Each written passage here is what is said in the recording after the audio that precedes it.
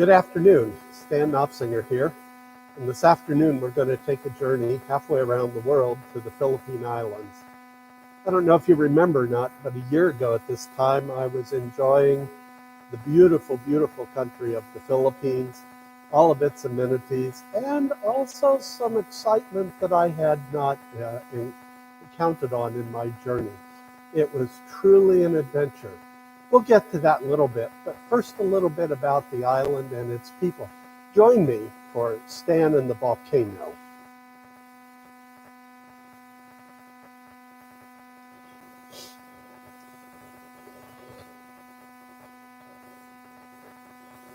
As you know, the Philippine Islands are located in Southeast Asia, situated in the western Pacific Ocean.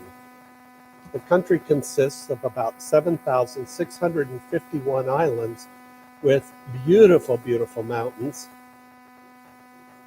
agricultural lands, abundant trade winds to generate electricity, and delightful beaches where the waters of the Pacific Ocean lap up to your feet. It's a beautiful place. The country is home of rice, pineapple, of fishing, main commodities eaten by the Philippine people, but also exported.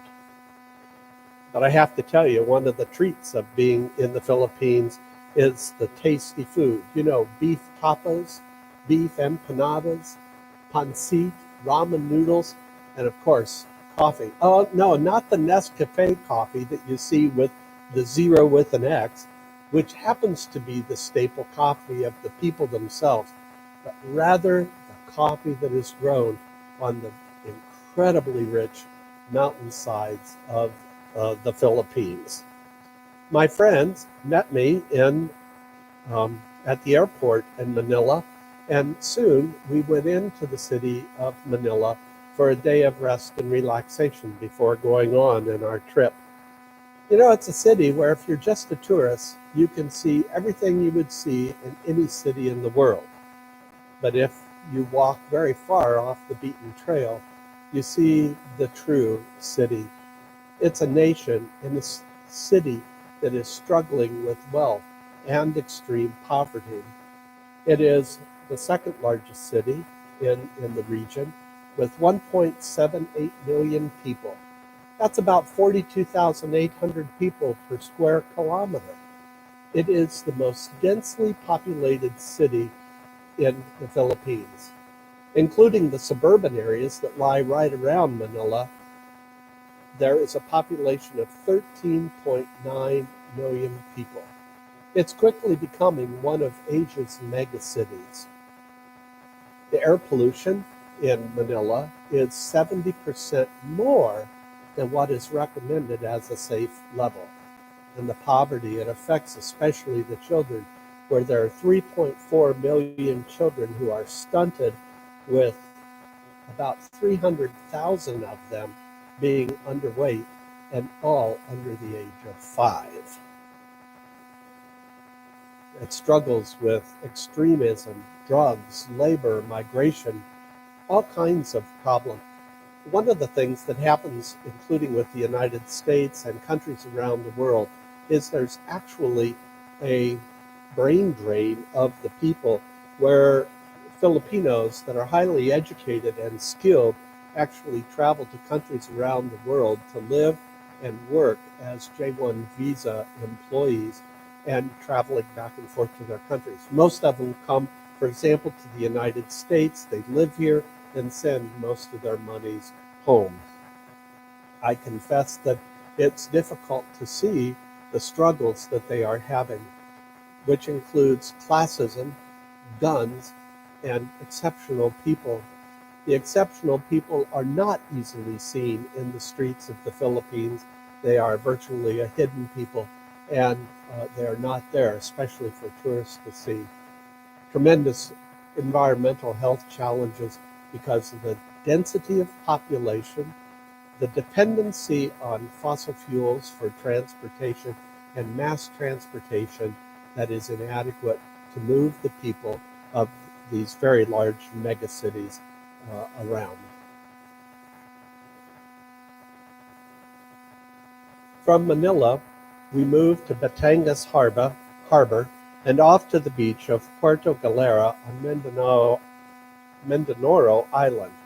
I gotta tell you that I could really get used to the 80 to 85 degree days, walking down to the oceans and the white sands every morning and afternoon, sitting on lounge chairs to enjoy the morning sun, going swimming comfortably about any time you want to, having a nice lunch by the ocean, and taking a nap during the afternoon rains, which led to cooler evenings. Sounds great? Yeah, it was. I have to tell you that I could really get accustomed to this. After we enjoyed Batangas Harbor for 4 days, we headed back on a fast boat back to Luzon through the port of Batangas. And then we moved up into the mountains to Tagaytay.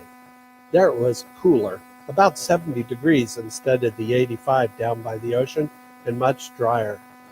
It's a beautiful oversight of the tall volcano when it's at rest, and if you look out towards the other way, you can see Manila. So guess where I was on Sunday, January 12th, 2020? You're right, I was in Tagaytay, Philippines, inside the evacuation zone for the tall volcano. On Sunday, we were sitting at a restaurant, enjoying a wonderful lunch, and we noticed the roads were just jam-packed with cars only going out of Tagaytay. People standing out on the sidewalks were all doing what kids typically do to egg other people's on. Everybody looks up to see who will look up with them. So we went outside, and this is the vision that we saw. It was very obvious.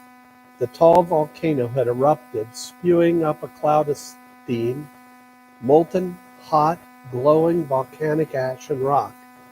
It even held baby finger-sized pellets, too hot to the touch, and we were 7 miles away, and it was like a hailstorm of volcanic rock. The road was jam-packed with cars, trucks, buses filled with people, moving nowhere.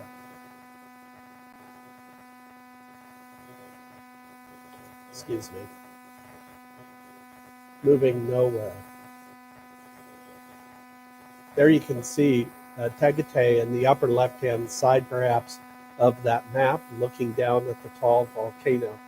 It's interesting to note that the lake that you see there is actually in the basin of a volcano, and the tall has, in recent years, like since the 1500s, emerged as a volcano inside the volcano. It's an incredible sight to see normally.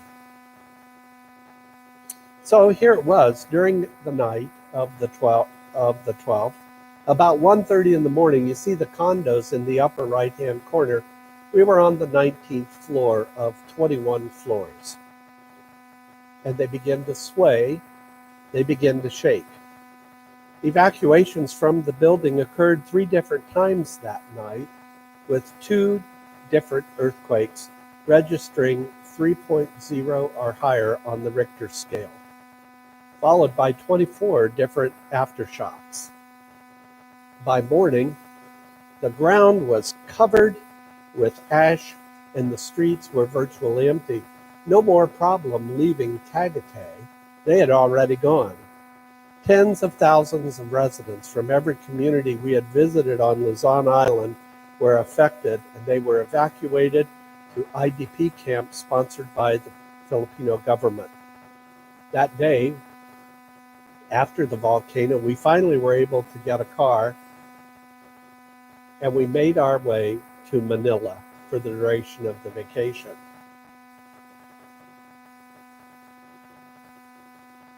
On this slide, you're going to see, you may be able to see some facts, you may not. There have been over 30 volcanic eruptions since the very first one was recorded in 1572. They are predominantly explosive volcanoes. The sulfur dioxide emissions during this volcanic eruption emitted 4,300 tons of sulfur dioxide during that day. And then by February 10th, it was down to 105 tons per day. Why is sulfur dioxide so important? Sulfur dioxide is an important component of magma, and it helps the Philippine Institute of Volcanology and Seismology assess the explosive power of the volcano. At its peak on the first day, the Taal volcano was identified as the most explosive type of volcano. It was an alert level 5. By the 10th of February, it was down to a level 3, where steam was being driven with a plume, with explosions of water and magma, earthquakes, and this is all going up into the environment. The Taal volcano has affected 151,000 families, or roughly half a million people. So now, 4,263 families, or 15,000 individuals, were moved from the Taal region into the evacuation centers, and that was down from the original 38,000 families that were involved. You know, I have to tell you that my time in the Philippines was an outstanding experience. But I learned some things. The realities of the home landing in Chicago, and this was a picture taken at the O'Hare Airport on the day that I arrived, brought the realities home of what I had really been close to. Many of you wrote to me while I was in the Philippines, expressing gratitude and saying how you've been blessed. Well, you know, I was blessed. I was blessed by the public safety workers, the hotel, restaurant, transportation workers, and so many more for their gifts, skills, and talents. And because of them, I arrived home safely. And that was a blessing. But what about this notion of blessing? For me, a blessing, the question of blessing became one of, so because of my wealth, because of a credit card, I could virtually move anywhere on the island that I wanted to. Most of the people of the Philippines did not have those options. They could only go where the government allowed them to go. So how is it that God would bless me with safety by moving me to Manila, where my wealth, my being a part of the American culture, allowed me safety and security, while they lived in internally displaced camps? I don't know, but somehow it seemed that blessing in that context was misappropriated. The idea of blessing is very well established in the New Testament, and it really doesn't have anything to do with prosperity or perfect circumstances. On the contrary, blessing is typically an outcome of either poverty, trial, or somehow being joined uniquely to Jesus. Well, what is a blessing then? As we look at Scripture, it shows that blessing is anything God gives us that makes us fully satisfied in God.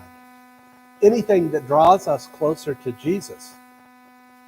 Anything that helps us relinquish what's going on in our lives and hold more dearly to the eternal. And often it is the struggles and trials, the disappointments, and the unfulfilled longings that best enable us to do that. So was I blessed? Yeah, I really was. From the fire and the ash, the ground shaking, the mass exodus, I did find peace. I came to terms with the facts that if my life were to end, it was really okay. I was with people whom I have grown to love, and they loved me. I was with people of profound faith there in the Philippines. Our journey drilled down to my core the blessing of our God that was provided through accompaniment, love, and peace of mind and heart. That was the blessing, and for coming to a deeper understanding of blessing, I'm thankful each day. I'm grateful today, even in the midst of the pandemic, that my friends are alive, they have life today, and they're doing okay. I am thankful for all the people that made it possible for me to return. I'm thankful for all the people that made it possible for my friends to return to their homes and for them to have life. I am thankful. I'm not sure that I got all my money's worth out of the trip, but I want you to know that my faith was deeply enriched by the trials, the trauma, and the explosion of the tall volcano. Thank you very much. I hope you have a great afternoon. Bye now.